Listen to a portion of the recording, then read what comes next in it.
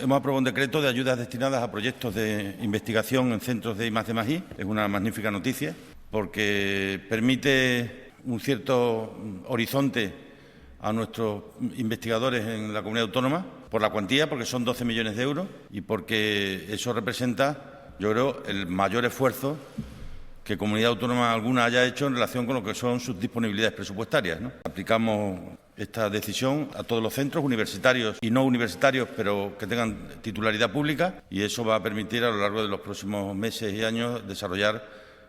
proyectos competitivos, precompetitivos y competitivos, y desde luego es un empujón muy importante a la investigación y al desarrollo. Estaban bastante alicaídos en nuestra región. A lo largo de estos meses he mantenido entrevistas con distintos grupos de investigación, he visitado los institutos universitarios, he visitado los programas y los proyectos que se están llevando a cabo en muchos de ellos, y hemos llegado a la conclusión de que había que hacer un esfuerzo importante